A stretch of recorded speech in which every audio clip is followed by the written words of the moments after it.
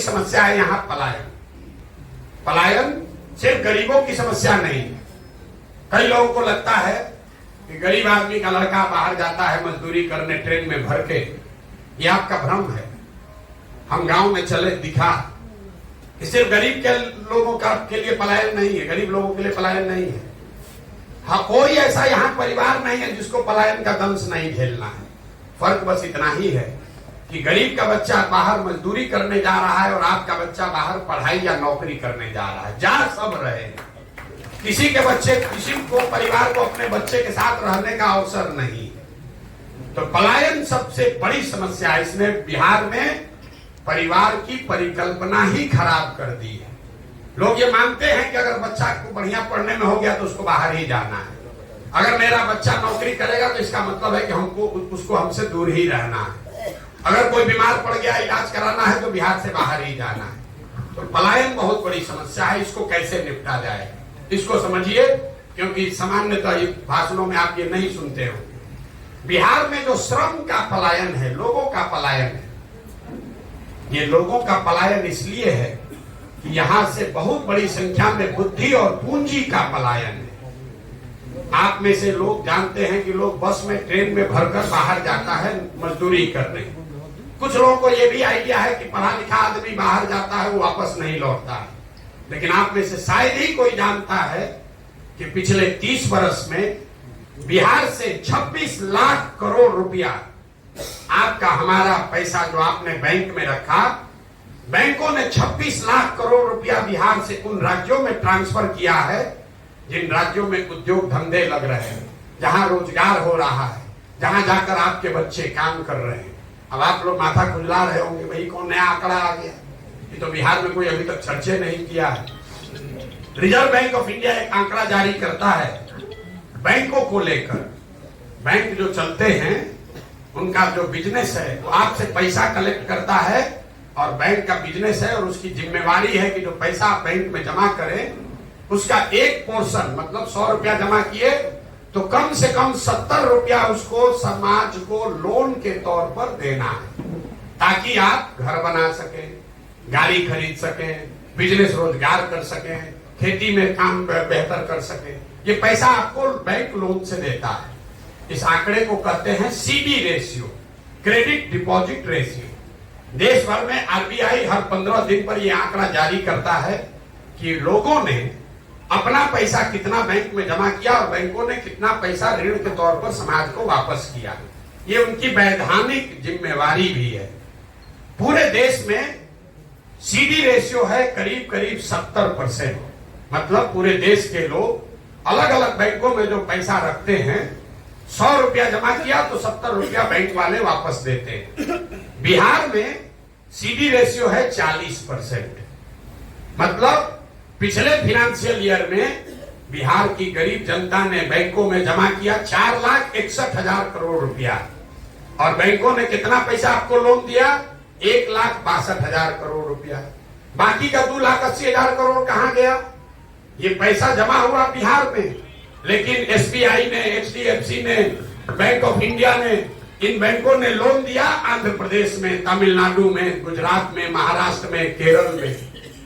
वहां पर CD ratio कितना है? 90, 95, 100। अगर आंध्रा में लोगों ने 100 रुपया जमा किया तो बैंकों ने 105 रुपया ऋण दिया। तो बिहार में पूंजी का इतना बड़ा पलायन है।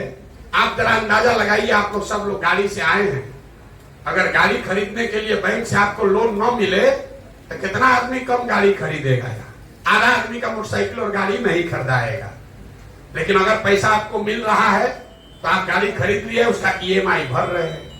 अगर ये पैसा मिलता तो आप कितना समझिए ज्यादा लोग घर बना रहे होते, कितने लोग नया उद्योग धंधा कर रहे होते। तो जन सुराज की सोच है। और ऐसा नहीं है कि बैंकों की मनमानी है। ये मुख्यमंत्री के चेयरमैनशिप में एक कमेटी है जिसकी ये जिम्मेवारी है कि ये 70% सीडी रेशियो को मेंटेन करके रखा जाए।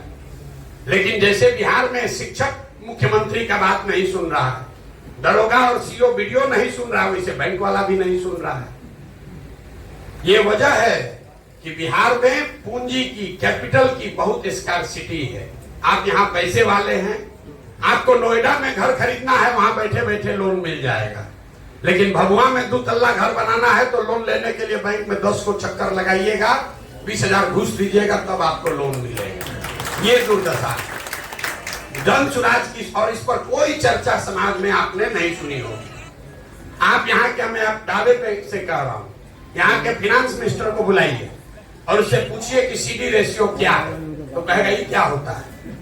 कोई पत्रकार से पूछिए, उसको मालूम ही नहीं है।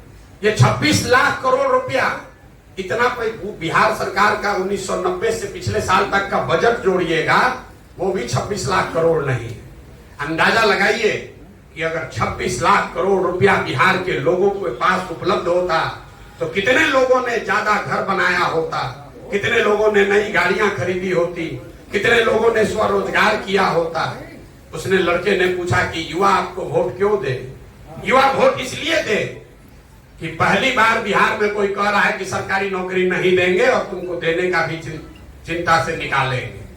हमें दुनिया में जितने देश बड़े बने हैं, अमेरिका में बैंक का पीओ बन के लोग, बैंक का पीओ का कोचिंग करके अमेरिका बना है। दुनिया में जितने बड़े देश बने हैं, मुसल्लापुर में कोचिंग सेंटर में पढ़ के बना है।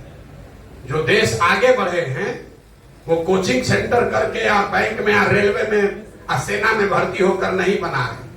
उन राज्यों में, उन देशों में ये व्यवस्था बनाई गई कि बच्चे आपके बढ़िया पढ़ें और पढ़ लिखने के बाद वो रोजगार करने के लिए उनके पास वो व्यवस्था हो, पूंजी हो, सरकार का सपोर्ट हो, ताकि आप स्वरोजगार कर सके।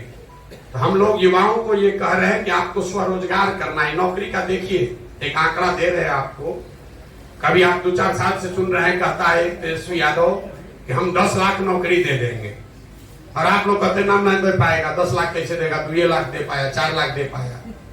एक आंकड़ा दे रहे हैं, और इससे आरक्षण वाला बात भी आपको समझ में आएगा।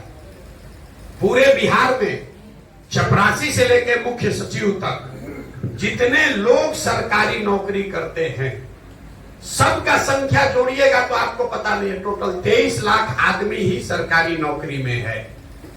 मतलब 1.97% लोग ही सरकारी नौकरी में हैं। उसी के लिए पूरा समाज लड़ रहा है कि इसमें हमको रिजर्वेशन दे दो कि हमको दे दो। अरे भाई 100% रिजर्वेशन ले लो, तब भी तो 98% आदमी का कुछ नहीं होने वाला। 1.97% लोग ही सरकारी नौकरी करते हैं, और उसी में सारे समाज को उलझा के रख दिया। इतने आदमी हैं, अगर निकलने का दरवाजा बंद करके एक कर दिया जाए, आधा आदमी इसमें पिसा के मर जाएगा निकलने के हड़बड़ी में। तो 10 गो नौकरी है और 1000 बेचारा बच्चा उसको पाने के लिए लड़ रहा है। खेत बेचकर मुसल्लापुर में अपना कोचिंग कर रहा है, कोचिंग माफिया को जाके पैसा दे रहा, सोच रहा है कि हम इसमें पार हो जाएंगे। कैसे पार होइएगा? तो जन सुराज की सोच है कि ये सरकारी नौकरियों की जो मृग मरीचिका है, इससे युवाओं को निकाला जाए, आपको स्वरोजगार के लिए प्रेरित किया जाए, आपको बढ़िया पढ़ाई हो, आपको पूंजी हो, ताकि आप कुछ न कुछ रोजी रोजगार कर सके। हम तो सरकारी नौकरी नहीं करते, हमारा जीवन नहीं चल रहा है।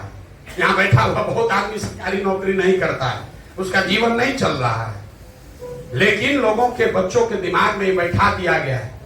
12वीं में लड़का गया नहीं कि बस सरकारी नौकरी का तैयारी शुरू कीजिए। सरकारी नौकरी अगर मिलता है कोई दिक्कत नहीं है, लेकिन सरकारी नौकरियों के भरोसे 13 करोड़ बिहार के लोगों के प्रॉस्पेरिटी का प्लान नहीं बनाया जा सकता है। तो जन सुराज की सोच ये है कि 15 साल से कम उम्र के जो बच्चे हैं, उनको इतनी बेहतर शिक्षा दी जाए कि वो आगे चलकर समाज और व्यवस्था पर बोझ न बने। सबसे पहले जरूरी है, क्योंकि सबके पास, राज्यों के पास भी संसाधन लिमिट है। ये 15 साल से कम उम्र का बच्चा अगर पढ़कर अपने पैर पर इंडिपेंडेंट हो गया तो उसको 5 किलो अनाज नहीं चाहिए, उसको 400 रुपया पेंशन नहीं चाहिए, उसको इंदिरा आवास नहीं चाहिए, वो अपने पैर पर खड़ा हो गया। तो दुनिया में जितने डेवलपमेंटल इकोनॉमिस्ट हैं वो बता रहे हैं, अमर्त्य सेन को पढ़िए, आपको वो बताएंगे कि सबसे पहले जरूरी है कि जो प्राइमरी एजुकेशन है, 15 साल से कम उम्र के बच्चों का सबसे पहला हक होना चाहिए समाज के रिसोर्स पर। क्योंकि वो काबिल बन जाएगा तो समाज पर, व्यवस्था पर बोझ नहीं बनेगा। दूसरा जो पिलर है जनसुराज की सोच का कि 15 साल से 45 साल की उम्र के जो लोग हैं उसको अब आप फिर से पढ़ा नहीं सकते, लेकिन उसको आप पूंजी अगर उपलब्ध करा दें तो कोई ना कोई वो रोजी रोजगार कर सकेगा। आप पूंजी की महत्ता को समझिए। आपको एक उदाहरण देकर बताते हैं।